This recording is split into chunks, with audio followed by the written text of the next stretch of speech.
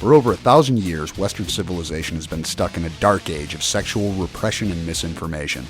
We get an oversexed overload from the media, but nothing in the way of honest, helpful, practical information on sex and how to do it right.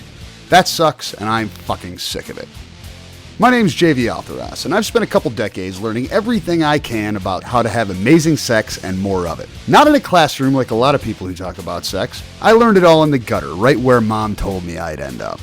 It's my mission to bring an end to the sexual dark age with brutally honest talk and education on all aspects of sex and sexuality, in an atmosphere that will keep you entertained without treating you like an idiot.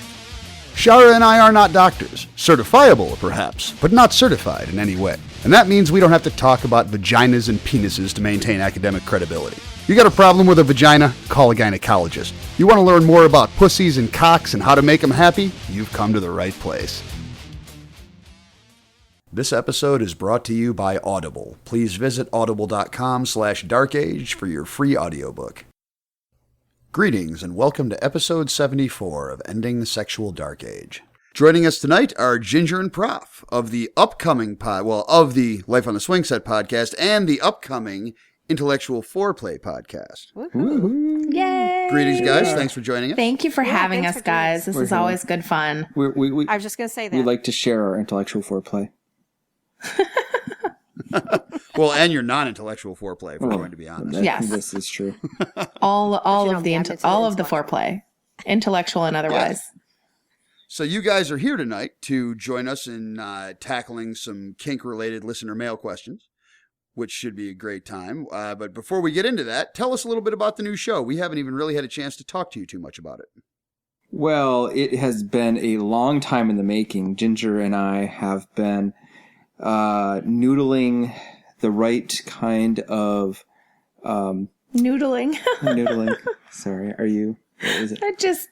Yeah. Interesting visual. Go on. Yeah. It's just, obviously we've been on the swing set for a long time, and as swingset.fm has taken off, we wanted to make sure that we were putting together some content that folks would enjoy that complemented what else was out there in terms of programming. So it is Ginger and I in a relaxed format talking about sustainable relationships, open relationships, and all of the things that work for us. And I try to make her giggle as much as possible.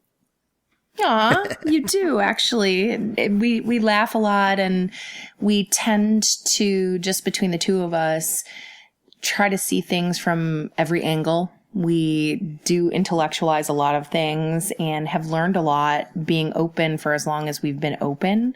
And we feel that there's a lot that folks can learn from what we've experienced in our open relationship and apply it to whatever their relationship structure is. So whether you're monogamous or ethically non-monogamous or whatever other label you choose, there are just some fundamental tenets of sustainable, hot, sexy relationships that we hope to put out there to the masses, and not to evangelize about any particular kind of relationship, but allow people to learn the bits and pieces that we've gathered that have allowed us to sustain our relationship in a really hot, sexy place over a long stretch of time.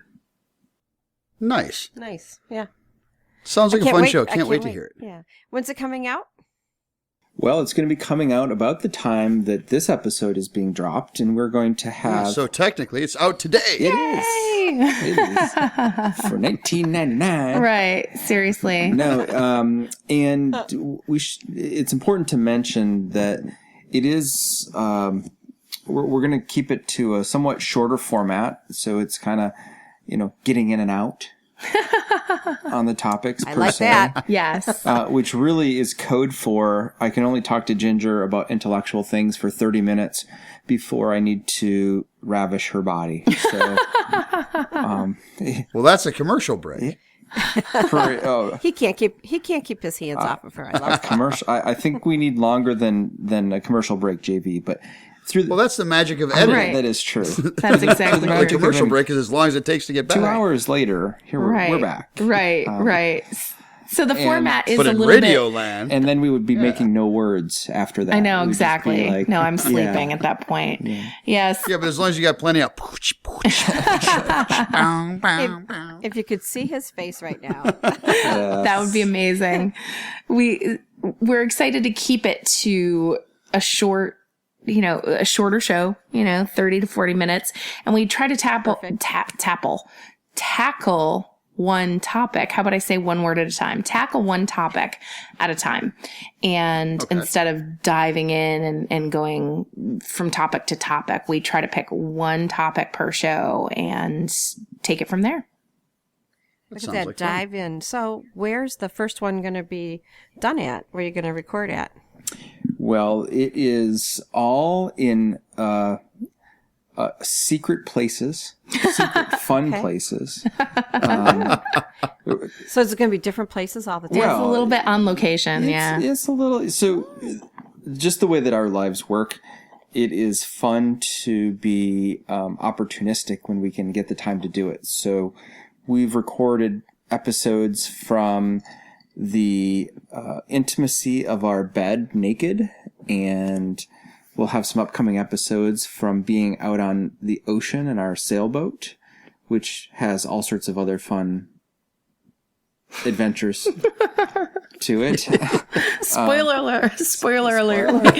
We almost die getting hit by the party boat. So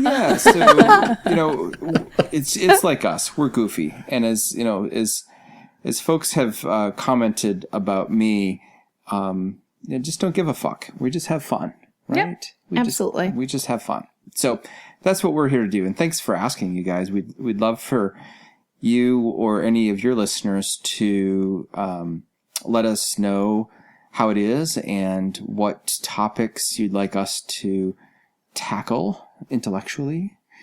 And it'd be fun. Absolutely. And thank you for inviting us on your show to tackle some mailbag questions. I always enjoy those episodes on the Swing Set.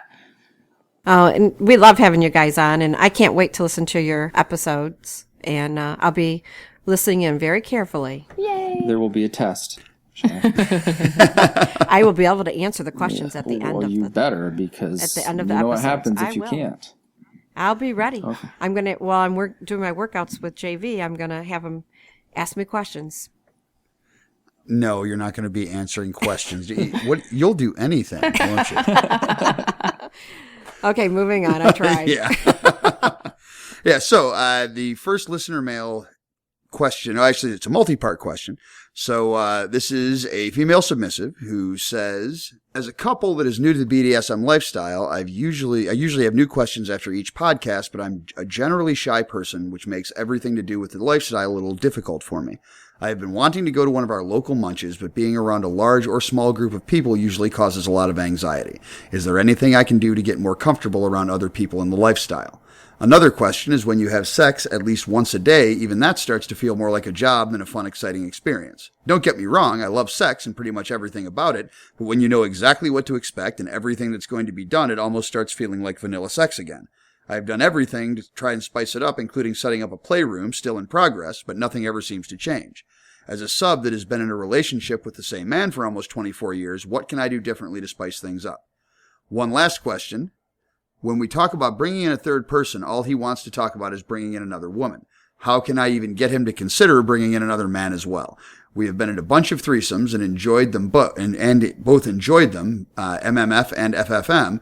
I am bisexual, but I would also like to have both experiences in our newfound lifestyle. Any suggestions? So, I mean, I intend to hit this stuff one at a time. I just wanted to read the whole thing, so the audience could hear it. Mm-hmm. So the first one is probably the easiest, which is trying to get comfortable going to Munches.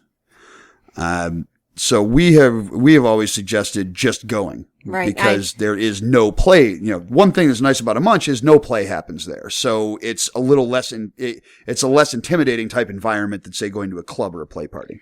And I think we covered this once before on one of our previous episodes, but I remember going to my very first Munch in the parking lot, and it was all like glass windows, so you could see everybody. So I sat in my car for a few minutes, and then I saw a couple more people walking in, and I went by myself. And so she has someone, has her significant other, so she wouldn't have to go by herself. So that would be helpful. But, everyone was so nice, and I ended up, being taken in by a couple, and they kind of mentored me along. But I was like a nervous wreck.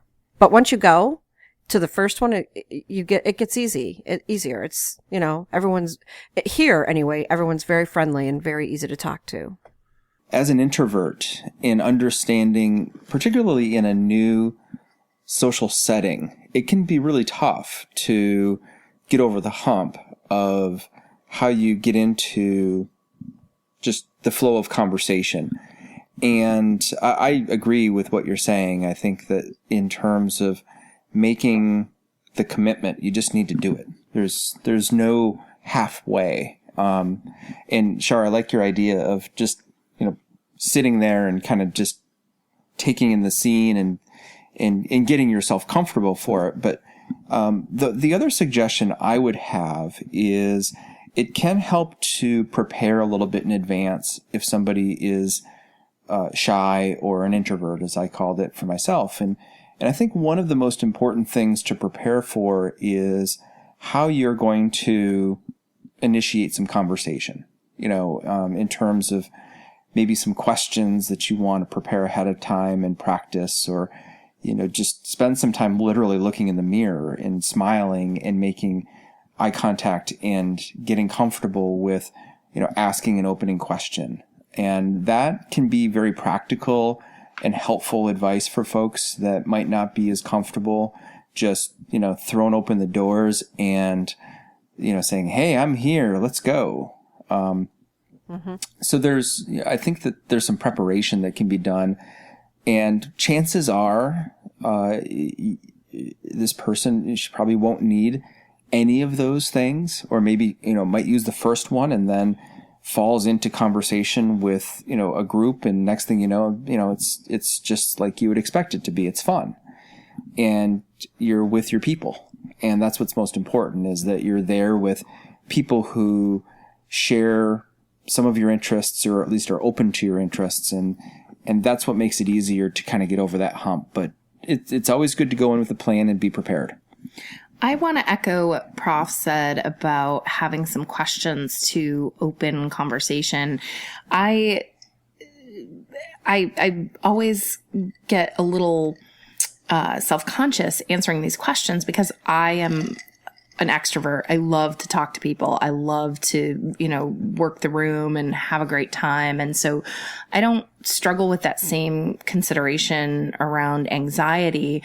But what I have learned is to be a really, really great listener. And I think that that's something that if you struggle with social anxiety in that sense, to go into it remembering people love to talk about themselves, generally speaking. So if you have, like Prof shared, a list of questions, particularly around kink, people love to talk about that stuff, and just keep asking questions and hearing other people's stories. So it's really about you going in and being a listener rather than you going in and having to do any kind of performance or any kind of really long-winded sharing yourself if that's not how you're comfortable interacting. I would probably look for someone like you. Like the first time I went to the Munch, I stood and I sat in my car and I watched who was interacting with who. And the couple that ended up mentoring me, they were very talkative to everybody. So I thought, I'm going to go stand by them. Sure. And that's what I did. And, so someone like you that is comfortable with talking to people and carrying on a conversation is probably the type of person I would find myself relating to easily because, you'll do the talking and asking the questions, and I'll answer. It wouldn't surprise you, Shara, that Ginger, when we met, asked me out. I mean, I don't know if we've ever disclosed such a... No, I don't think you have. Well, not to us anyway, you haven't. No. So you're right. Like, you put yourself in the right situation, and they'll do the work for you. And off-ramp, I find it very interesting. I, as a dominant, I am really attracted to sexually aggressive women. I mean, like, not women who want to spank me, but like women who, when they want something, they go after it. So I like submissives, but I also like assertive submissives. Uh-huh. Uh-huh. Yeah. That is a great off ramp, and we could go down that highway for a long time, JV. I'm thinking. You have some other parts to your question. Yes, we do. And just in closing on the munch topic, it's always great to have someone to go with you, and it can be one of your vanilla friends. It doesn't have to be someone who's into kink, because you're trying to learn, and having someone there with you can, especially if you are an introvert, can make you a lot more comfortable. You just have to be conscious of the tendency you can have when you're with someone else in an uncomfortable situation to just stand in the corner and talk amongst yourselves and not engage. Right. So it's, I mean, the first time, hell, if it makes you more comfortable, sit in the parking lot and watch the people go in the first time and don't even go inside. Depending on how I shy almost you did that. are. Yeah. I almost did that. Depending on how shy you are, you might need that gradual buildup. But I said, no, I'm going to go. But I didn't know a soul in there.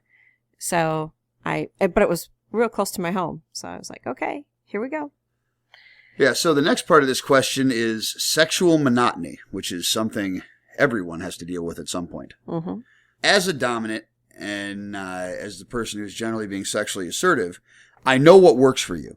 And I know how to get you off in 3 seconds, and I know how to get you off 150 times. Come on now. 3 and seconds. So, I like to feel like I have accomplished what I have set out to accomplish. So there is a real tendency, if I know the 3 things you like the most, there's a real tendency to want to use those 3 tricks all the time because I know that they're going to get you where you want to be. But at the same time, that could get very monotonous. So even double chocolate chip ice cream every day, eventually you're going to want something else. So any suggestions on combating that? I think that it requires you to express what's working and what's not working.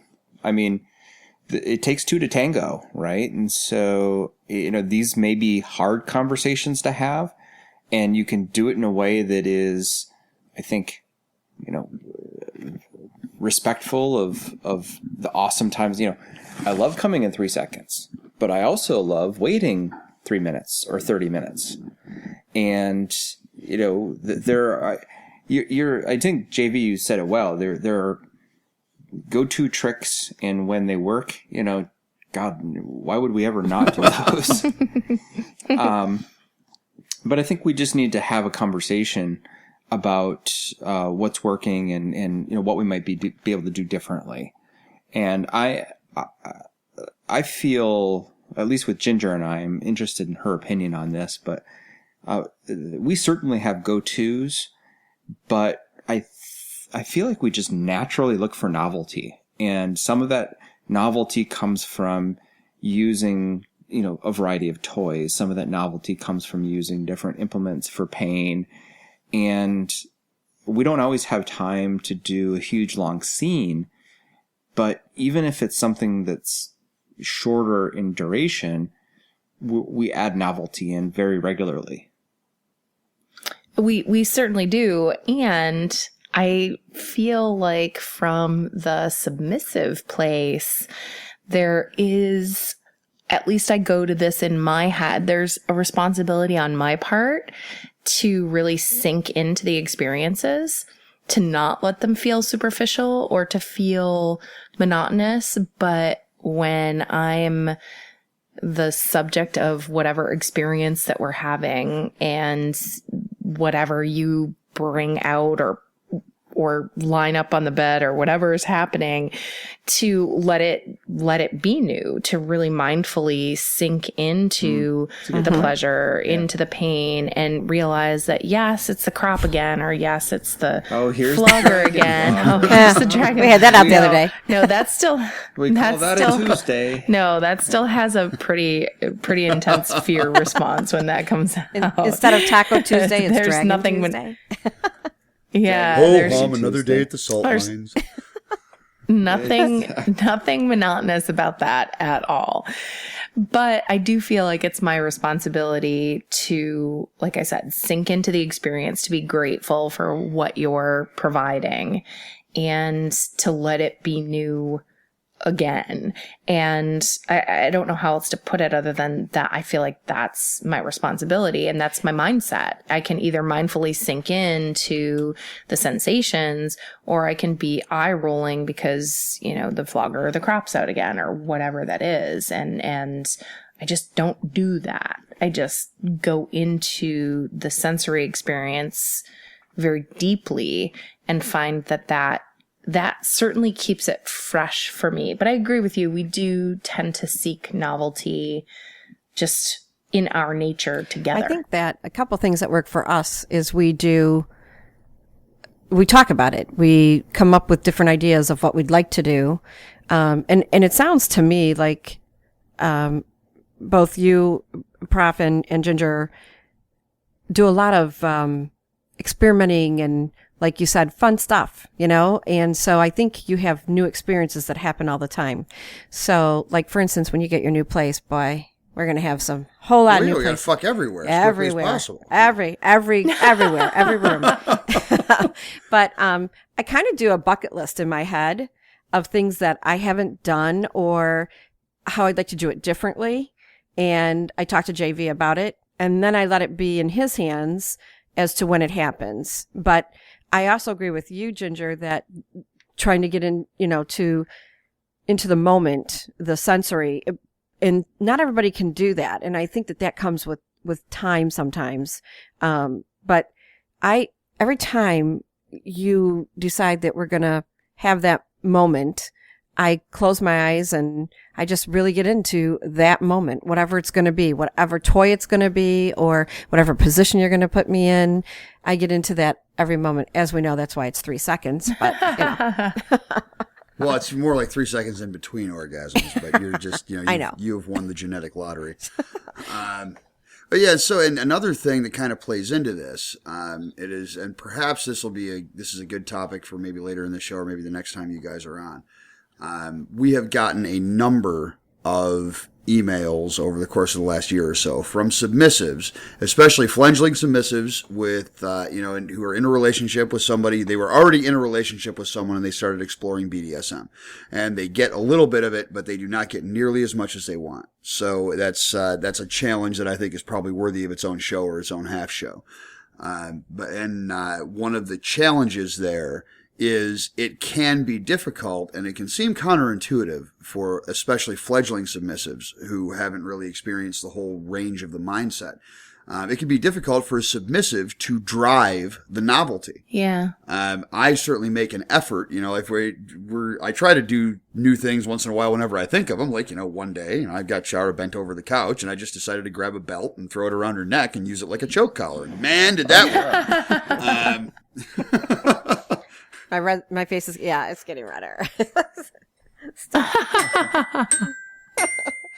Oh. Yeah, so that's Shara's first totally uncontrollable blush of the show. It's from too much sun today. Yeah, so I think it's probably an especially frustrating thing from a submissive's point of view. Because you don't want to top from the bottom, you don't want to seem like the dominant, and some approaches to that I think are very viable are, first and foremost, tell your dominant that you want to try new things that are kinky. You know, even if no matter how long you've been together, you know, we've found that especially as you get older, you have different life experiences, you're exposed to different things at play parties and whatever. Maybe things are interesting to one or both of you now that were not interesting to you 20 years ago. Or something that maybe you're afraid to try. Like, for instance, when we were in Cancun the first time, and I never, ever am on top because I'm self-conscious about my figure. So I'm never on top. But I don't know what happened in Cancun. That, I'm telling you, that moment I mean, it was great. And I think I kind of like surprised you because. You did. I mean, it was great, but yeah, I mean, I'm just not used to it. We're laying there in bed, and all of a sudden, she just climbs on top and is basically like, "Just lay there. I'm driving." You know, it's. It was fun, but yeah. I mean, but because she mentions about being shy, yes, some people are uncomfortable with their body, and sometimes, you know, so turn the lights down. Although we didn't have the lights down at that moment, but because it was morning, but I didn't care. I just didn't care. And you sometimes just have to just go out there and just have a good time. Like, it sounds like Ginger and Prof really kind of have that going for them. Yeah. So something on this topic I would like to hear from both the submissives on is, are there things that you do as kind of a go-to way to initiate play without being dominant? Oh, I'm going to let Ginger answer that one first. Thanks, Shara. And you know why. So one of the things strategy-wise that we have built into our relationship, which I think is great fun, is we share a Tumblr and we each browse it together and separately and favorite things. So these sexy images and sexy little videos we'll browse just whenever we have the time. We spend a lot of time apart often, and we'll browse porn. We'll be enjoying ourselves by ourselves and favorite things. So there are these favorites. So every time you look in the favorites, there are new favorites, and I see what Prof's favorited, or he's seen what I have favorited. So it's a little bit like, oh, here, I'm into this, or this is what turns me on. Mm-hmm. So it doesn't at all feel like a topping from the bottom. It just feels like I'm browsing and I'm making note of the things that I find sexy. And so then it just registers for him, and what he does with that, he does what he will with that. You leave him a clue. And it's not necessarily done with that it's done with that intention, but not, hey, I want you to do this to me next time we're together. It's just, he knows that that's in my sexual repertoire and what I find really sexy. So we have that communication. I would say that I really do. I can admit that I struggle with that there are times when I will just sometimes come out and say, I'm really in the mood for pain tonight or something of the sort, and feel that submissive concern of, oh, I hope I'm not driving here. And yet when I want that, I make it very clear as often as I can, particularly around that, just given the nature of our life and given how we function, there's not always time for those experiences. So when we're both craving that, it's good to strike while the iron is hot. So I do speak up. And other than that, strategy wise, I think there's just a lot around in the moment responsiveness when we are having sexy times together, and it's not necessarily in a kink place, but it's in my head. I will just make myself available that way, or just wholeheartedly respond in a sexy way, so that Prof can note, oh, a little, like if he happens to spank me once, like, okay, yeah, I would love if we went down that road tonight, and just really, really just share my true feelings in the moment if he's kind of poking at different ideas when we're together. I like that.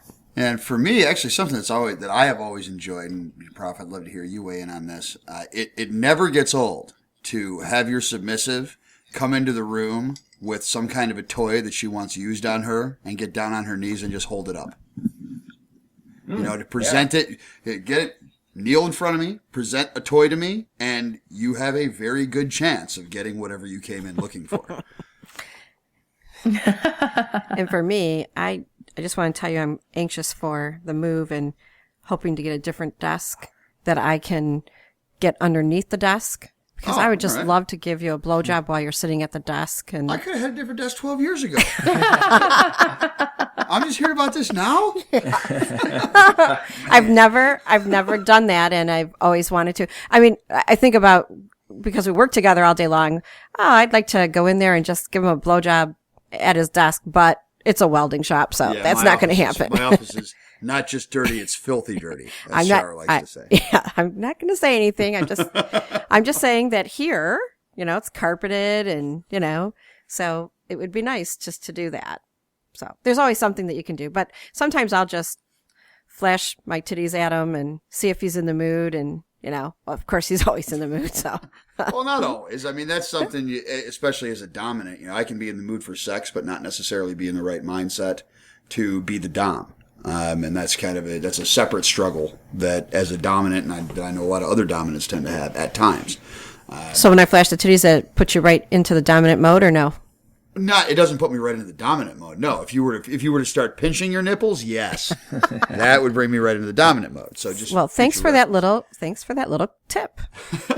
But we are right around the halfway mark here, so we are going to take a few minutes to say some very nice things about our sponsors, especially our new sponsor, Audible. Yay. And we will be back right after this. We'd like to take a few minutes today to welcome Audible, our newest sponsor and a longtime supporter of podcasters. Audible is offering you, our listeners, a free audiobook of your choice and a free 30-day trial. All you have to do is go to audible.com/darkage and pick from over 180,000 audiobooks and programs. Just pick your free title, download it, and start listening. In fact, they'd have a hard time making it any easier. They've even got apps for pretty much any mobile device and a no questions asked exchange policy if you ever buy a title that you don't like. Audiobooks will fit into your life just like podcasts do, and Audible offers content from fiction and nonfiction publishers, newspapers, magazines, and more. And unlike streaming services, you own the titles you purchase forever. In fact, this free download is a great excuse for you to check out our friend Cooper Beckett's book, My Life on the Swing Set, Adventures in Swinging and Polyamory, which is now available on Audible. Just go to audible.com/darkage or follow the link in the show notes and cash in on your free audiobook today. When we were researching budget bondage gear at a listener's request, we stumbled onto ExtremeRestraints.com and found the most impressive bondage gear site on the internet. And we don't say that lightly. We bought a bunch of toys to try them out, and we're so impressed with the selection, quality, and service that we reached out to them about sponsoring the show. From basic whips to top-notch floggers, from beginner cuffs to shackles and cages, from nipple clamps to fucking machines, from budget to bad fucking ass. ExtremeRestraints.com has put together an immense catalog of kinky gear that we honestly believe is second to none on the internet. And not only do they offer a free gift and 99-cent toys for new customers, plain brown wrapper shipping, and free shipping on orders over $119, they'll give you 10% off if you enter the promo code ESDA at checkout. And that's not 10% off on your first order. It's 10% off every order, forever, as long as you enter the code. Because they're awesome and they support this show. You can listen to episode 70 for more details, or just check out ExtremeRestraints.com, use the promo code ESDA, and get your kink on. Thanks for hanging around. We're going to finish up our first listener mail question here. Was that a bondage joke? I wasn't sure if I was supposed to laugh. I was going to take it that way. So. Okay. Well, actually, on the bondage joke front, I don't know if anyone else that's currently on this podcast listens to Iron Maiden, but there is a song from the No Prayer for the Dying album called Hooks in You. And the chorus is hooks in you, hooks in me, hooks in the ceiling for that well-hung feeling. Oh, my. That always makes me think of kink. Now Ginger's going to go listen to it. But yeah, so the last question that in this first email was what she can do differently to spice things up in regards to bringing in other people. Now she says that they brought a third in on what must be multiple occasions, both men and women, and they've enjoyed the experiences.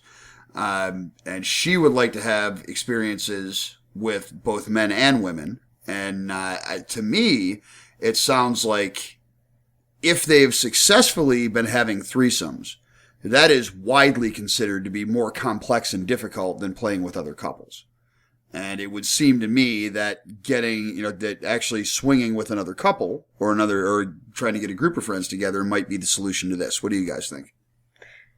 Well, I was a little confused because when I read it, it sounded like that all he wants to talk about is bringing in another woman. So they've done threesomes, but it sounds like he's mostly interested in bringing another woman. Am I right on Right, that? and the way it's worded, how can I get him to consider bringing in another man as well? And then she does say, we've been in a bunch of threesomes, and I have enjoyed them, and 2 guys and 2 girls in the threesomes. Mm-hmm. And she says that she's bisexual and would like to have both experiences. So I am not quite sure how to take that, but I mean, it sounds like she wants, if she wants to be able to play with more with women and men, it seems to me that couples would probably be the way to go. Yeah, I'm a little bit, I was confused a little bit myself as I was reading, because it sounded like they already had experience with it. And so I wasn't sure what more she wanted or what she wanted different from what was already happening. And I feel like there's just some communication that needs to happen around the idea that there seems to be this practical sort of logical leap. Oh, okay, so if she's bisexual, then having another woman join them gives her both options. So how lovely. Right. But, and that, again, just seems very practical, logical, and thoughtful. And if you want something different, meaning you want 2 men to yourself, just being able to say that and put that out there as a desire and have it be, it just doesn't logically follow that another man would join them. But why not? Like, all you have to do is ask for it.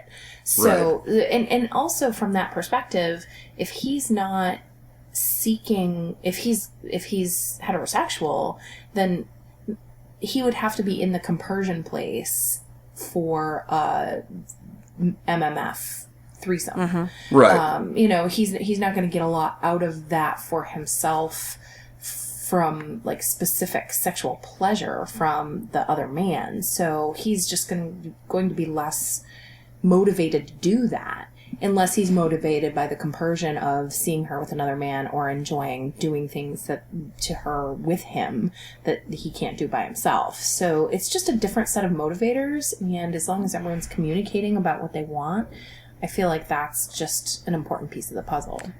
And I like the other night, last night when we were out we were out with friends and we were just having a good time, and our waiter was, he was young and handsome, and Shara wanted to fuck the waiter. So I looked at JV and said, and we should take him home with us. You know how many times you said that? Must have been You're drinking adorable. last night too. Yeah. It was adorable. Like you were ready to try to stuff the guy in your purse. It was incredible. And we were out to dinner with friends who have been dear friends forever. It's actually one of my oldest friends who I met on the school bus. And they do not swing, but they are very open, so we speak freely in front of them. So they get the opportunity to tease Shara about stuff usually only the kinky people and the swingers get to tease her about. Yeah. I love them. They're great people. But, so I mean, I'm just open, and but JV's also very open about it. Sure, we'll take him home, and not a problem. Hey, you want your dicks tonight? All right. So hopefully he is, her man. I think she said she's submissive, so I'm thinking he's the master. Yes. That he would be open to pleasing her, and would be open to the idea. So, I'm open with you about it, and and said, I mean, joking around or whatever. But if I said like I did last night, he'd say, "Okay, well, do you want me to go talk to him?" Go get his number. I'm not going to pick him up for you. I mean, you got to do some of the work. Well, sometimes you'd say you want to. You've offered to assist if. I'll participate. Yeah. I'll be wingman. Yeah, I got no problem being your wingman. How about you, Prof? Well, it's funny because I think both of the last topics kind of tie together in my mind in the sense that whether it's novelty or, a specific situation in terms of having a third man as opposed to a third woman, I don't mind at all when Ginger makes suggestions. I wouldn't want her to expect that those are actually going to happen. So, I feel a responsibility to her needs and satisfying her needs, but I also understand that as the dominant, I'm going to do that on my terms. So, Shara, I think you kind of said it earlier, like, it's kind of out there, and then it's up to JV in terms of when that gets executed on, if ever. So I don't take offense to anything Ginger would suggest, and in fact welcome it. But if it's not going to work for me, then it's not going to work for me. And I think that in this situation, I'd be more than excited to have another man or another woman. So I'm very open to both of those. But there may be something else there going on in the dynamic or in the master or dominance, own level of comfort where, there is a line there as it relates to whether he wants to have another man involved, whether that's because he doesn't want another potential dominant energy in the room, or whether it's, who knows? It could be a lot of different things. And so, if they have a mechanism in their dynamic to have those conversations, and they should at some point, whether it's on a regular basis or on a periodic pre-negotiated contract basis, those are important things to raise. And I believe it's his responsibility to also communicate with her very clearly. Yep, that's registered. Or nope, that's never going to happen for these very reasons, for these reasons that I'm not comfortable with. Right. Well, and that's a good point you bring up too, especially as a dominant male, with the second male, it didn't occur to me originally, but we have friends who, we share friends who play with others, but they even play kinky with others, but the power play aspect, the power exchange is reserved for their relationship together. Right. And he may be of that mindset. And that may be causing some hesitation, but you're right. It all has to come down to communication. So it'd be great to hear back from her to see, because I think that one might need a little bit more clarification, but maybe we've helped in some ways, giving her some ideas. Right. Yeah. Cool. So our next listener writes, I'm a 44-year-old straight woman, and my boyfriend master is 46 and bi-male. A little background first. We've been sexually active together for around 9 years. About 3 years ago, he was diagnosed with prostate cancer and had prostate removal surgery. As you can imagine, we have found our sex lives changed, though both of us, I think, would say now for the better. We have found that our emotional connection to one another is deeper now than ever. I gave him a BJ 6 weeks after surgery and showed him that this was not going to change how I viewed him or our sexual relationship. I felt the adage of use it or lose it applied, and he learned that you didn't need an erection to have an orgasm.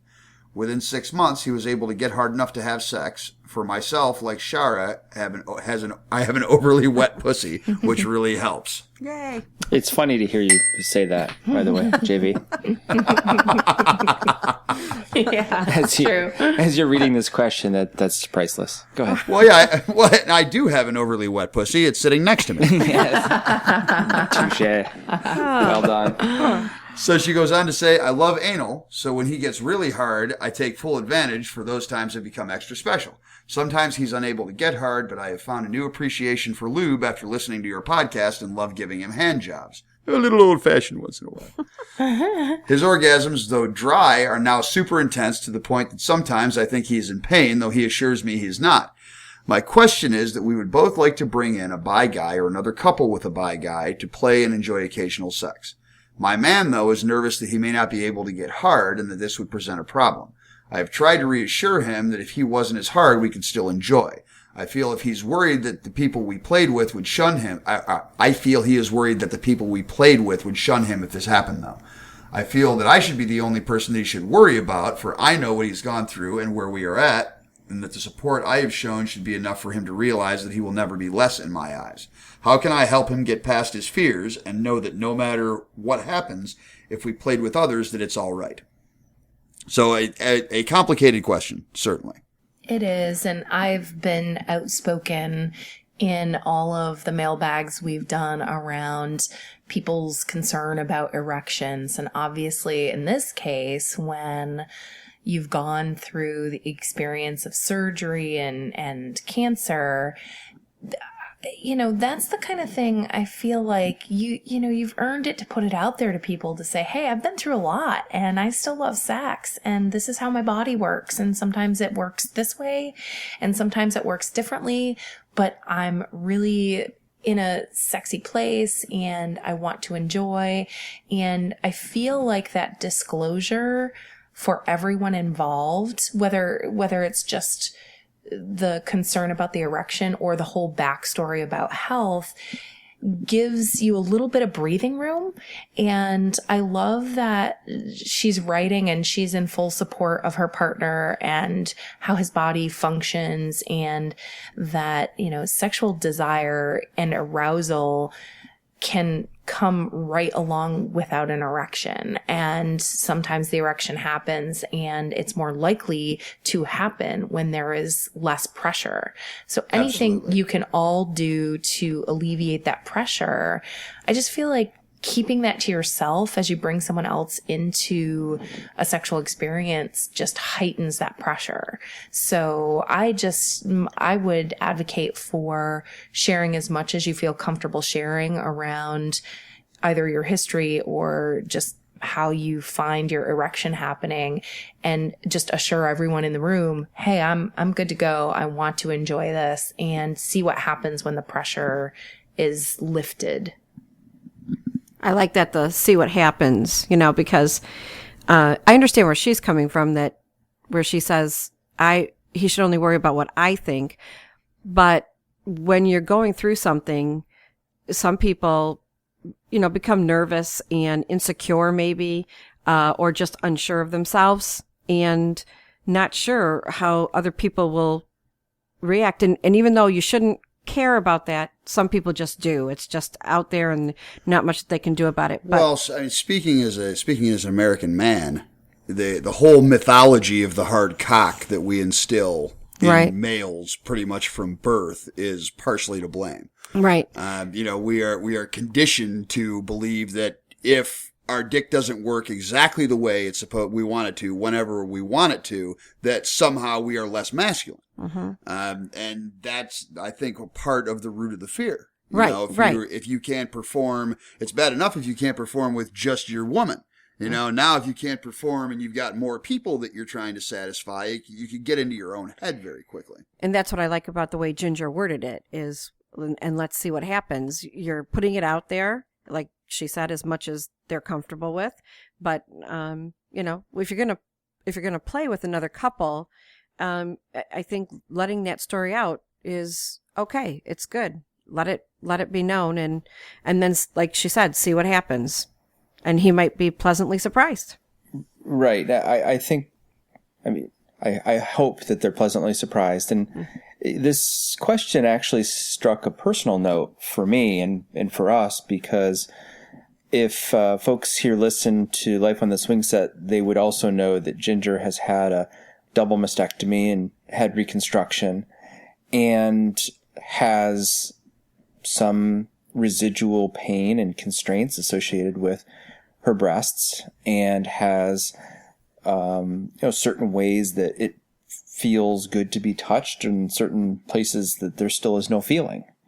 And so the anxiety and the anxiety that I feel certainly is not having somebody who is sensitive to that or mindful of that get carried away and frankly hurt her, or have it be something that detracts from her pleasure in any way, whether it's the wrong kind of pain or what have you. And I certainly invite Ginger's perspective on what that's been like for her, but as her partner, I can feel very protective and certainly wanted her and have always wanted her to have many, many lovers, many lovers, but all of them to have it be within, what works for her and what works for her body. And I would just, the last thing I would say in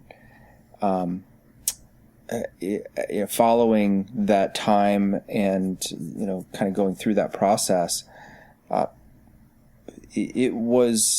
we did a lot of talking, frankly, and thinking about how we would even talk to other potential play partners about that. because once you go down that rabbit hole, it brings emotion back out. It brings a lot of other things potentially. So maybe that's part of what's below the surface for him here as well, in terms of, how much do I want to disclose, the procedure that I got, the effects of it, et cetera.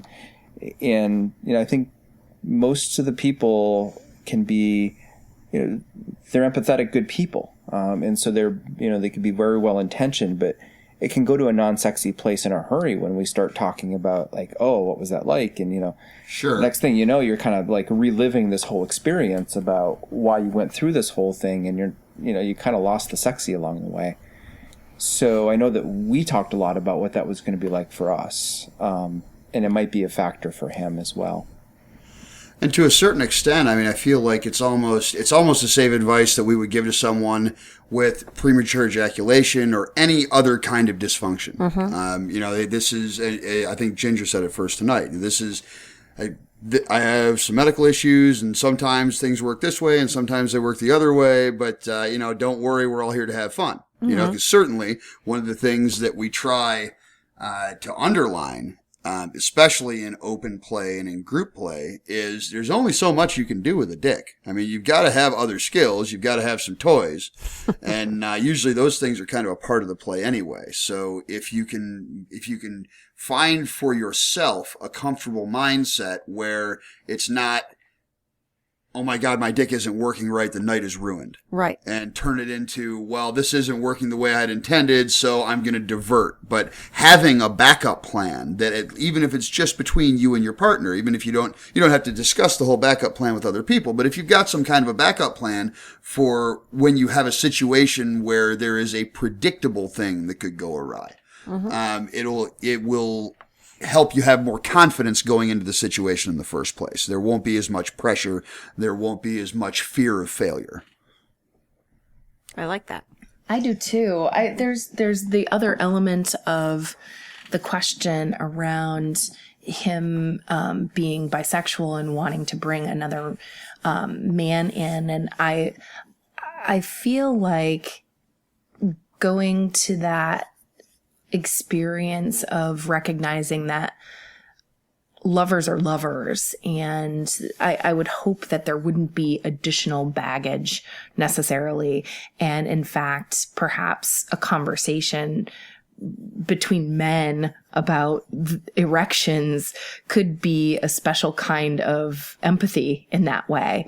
If this is bringing a male lover in for them to enjoy each other, to just say, hey dude, this is how my body works sometimes, this is, and just lay it all out there, and not even necessarily letting that be a factor or let it feel like it's a factor. I feel like in this case, experiences with any lover could across the board just, again, I feel like it does come back to that communication of letting off that pressure, that concern, and just enjoying it for what it is.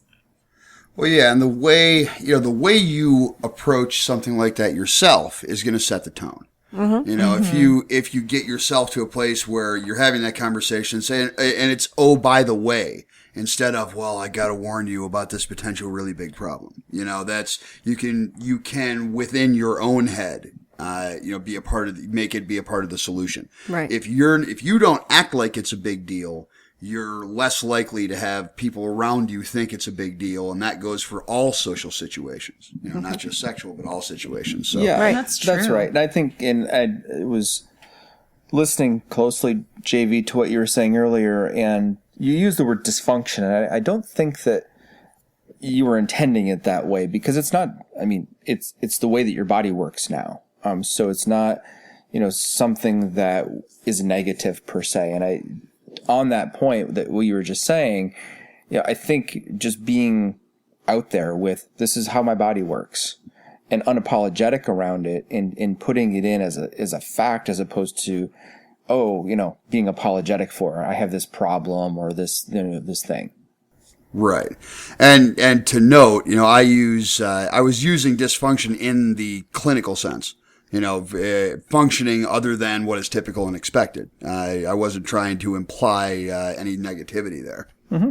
No, I didn't think you were, which is why when I was listening to your response, I picked up on that, and He wanted to clarify. want to kind of come back to that in terms of understanding that bodies are different. Yes. And, to take your point earlier, kind of an exit ramp here, but I can certainly name a number of times that I have been with female lovers who have perfectly normal bodies, and they are apologetic about some aspect of it that they don't feel works like they want it to be working. Whether that's their orgasmic response, whether that's how wet they get, whether that's how tight they are, blah, blah, blah. Like, we have, and I don't mean to dismiss the importance of this to this couple that wrote, but we all have stuff. And, I think being accepting of our stuff and, the things that she wrote in this are very awesome and endearing about talking about how they're having better sex than they were beforehand. I mean, those are really, really cool things. So, this is just something and really is an awesome thing to be able to just put out there and see what happens. And then the final thing, sorry, Shar, the final thing I just wanted to say, and then I'll let you guys have your show back. The final thing I wanted to say is it's awesome that she wants this for him. But and I think this kind of would go for any kind of thing. He's got to want it for himself, in terms of, maybe this part of his sexuality is just not something that he's really wanting to open back up again. Okay. And, I think kind of being patient for that is also cool in terms of, well, I can't imagine, I can't remember a time that Ginger actually didn't want to be with women again, but if I were to envision such a time, it's awesome that she's so supportive, but it also is something that he's got to want. I agree with that, and I'm hoping that when she listens to our show, that she also lets him hear it. Because I don't know that she was letting him know that she was writing in, but I'm kind of hoping that she lets him listen to it, because then maybe from there they'll have that topic of conversation. Yes, I am ready, or no, I'm not. To get an idea or a feel for if he's ready, because like you said, maybe he's not.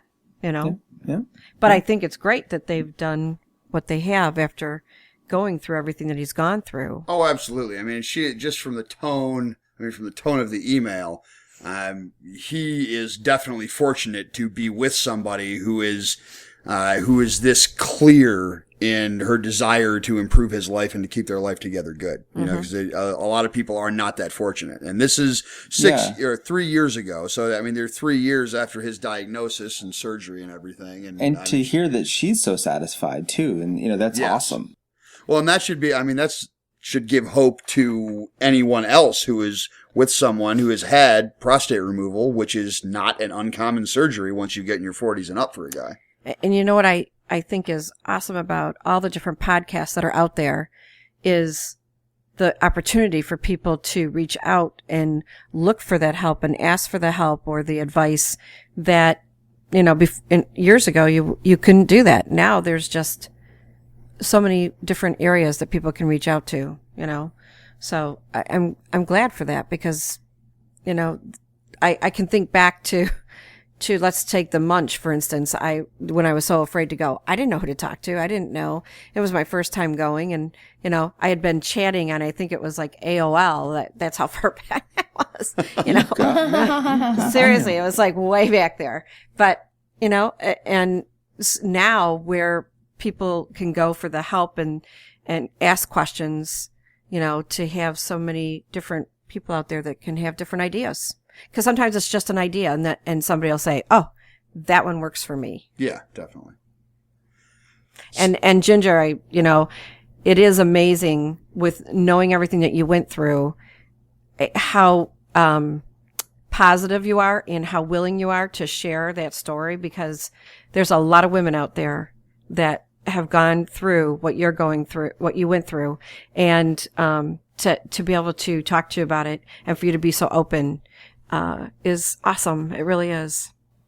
Aw, thanks, Shara. Yeah, we went through a lot, and I'm definitely not shy about talking about it, and I'm not shy about sharing how it did change things and how it continues to change things for me, really. And it's true. I've been really excited to meet women when we've taken this crazy show on the road to various cons and on vacation, and to hear people's own experiences, and to be able to share back and forth together. What was your experience like? This is what my experience was like. And to know that there's this group of us out there who are all having to move through not the same, but certainly similar experiences. It's just, it's been gratifying in that way to be able to share and to know that people have found their way back into a sexy place after their own experience, because maybe they heard that I did. And you definitely are sexy, and you definitely sure know how to show it. Thank you, sweetie. No, seriously. And Prof, it's important too for the person that they're with to be supportive, and you just show that and express it all the time. And I'm actually getting goosebumps talking about it right now, because there's a lot of people who don't have a support system, and you are so protective of her. And, not everybody has that. So I think that that's the key thing too, is hopefully, the people that have to go through it have a good support system. And, you are awesome with making sure she's well protected and feels comfortable. Thank you, sweetie. Seriously. You guys are awesome. Well, thank you. Thank you. So I think we've probably thoroughly covered that topic, and it's coming up on an hour here, so it's about time to wrap it up. It's always an hour when we have them on the show, isn't it? Time just flies, you guys. It does. It does. Oh my gosh. Yeah, we spent an hour talking about 2 emails. I'm not surprised.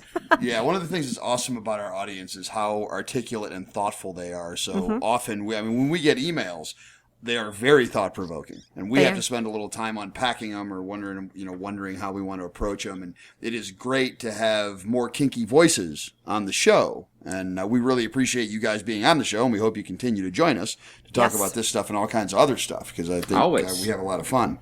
Yes. We are. I like having my kinky voice on. I like it when you have your kinky voice on too. So as we get ready to wrap it up here, we talked a little bit about your new show, Intellectual Foreplay. Are there web addresses? Give it the full plug. The floor is yours. Sure. So everyone knows they can find us at lifeontheswingset.com. There are a couple of ways you can get in touch with us on Twitter. You can get in touch with us at Ginger N, the Prof. And we also have a show Twitter, Intel Foreplay. And we also encourage folks to follow at On the Swing Set and at Swingset FM, because that is where you can get show feeds. Sometimes I'm just a miss and I don't send it out on our feed, but I know it goes out on those feeds. So just so you know, there's a lot of punished places whenever that happens. Well, that's true.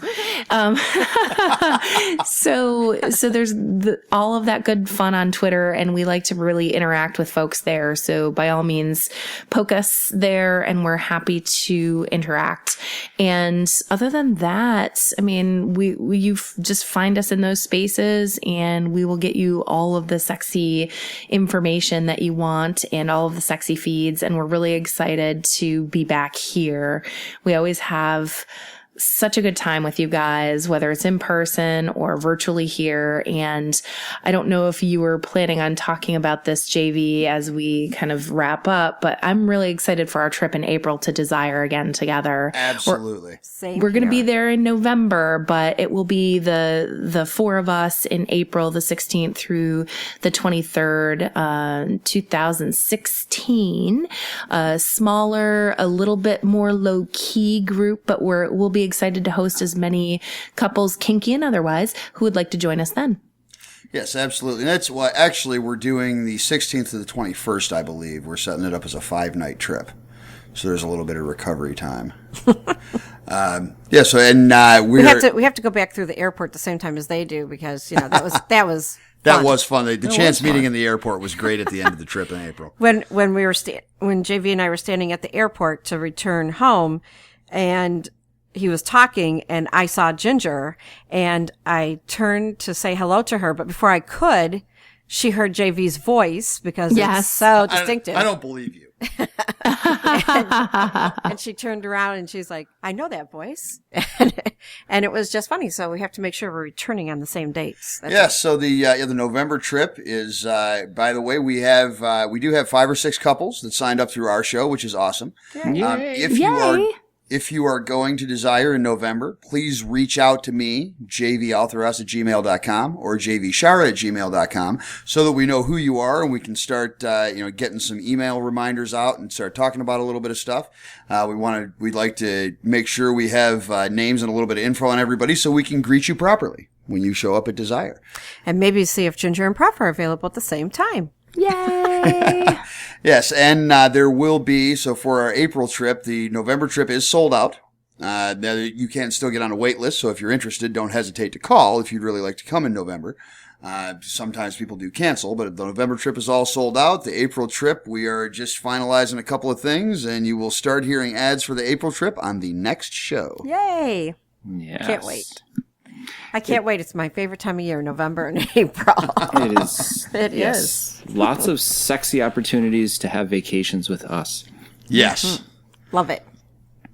Yeah, so that pretty much brings us to a close. As always, you can find Shara and I on our website at sexualdarkage.com, which is in the middle of getting a behind-the-scenes total overhaul that we'll be talking about on the next episode. And you can find us at jvauthorus@gmail.com, jvshara@gmail.com, on our Facebook page for Ending the Sexual Dark Age, or by going out on your balcony and shouting at the sky or starting some smoke signals. We are paying attention. Shara and I are going outside in just a minute in case we have any smoke signals. You like that, Shara? Yeah. Well, hey, the wrap up is a little bit monotonous, so I think I have to start having at least a little bit of fun with it. You go right ahead. Yes. So thanks once again. Oh, go ahead, Prof. No, I was just going to say I was taking notes on the wrap because as Ginger and I are finishing our show, I tend to just ramble on until she starts sucking my cock, and then I figure it's time to be done. So, that is the best way to wrap a podcast. So, Shara, if JV's not getting it right, you can, just preempt it. I now have a goal. That's right. If I'm not getting it right, give it to me right. How about that? I know one thing. Even if you're doing it right, I'm still going to act like you're not. And then I'm going to report back to Ginger and Prof and let them know. Yes, that please I do. did it. Love it. Please well, I can't wait to hear your first episode. I'm looking forward to it. I can't wait. Yeah, so everybody, thanks again for joining us one more time. And this is JV and Shara and Ginger and Prof reminding you that sex is one of the greatest things in life, but there is always room for better. Always.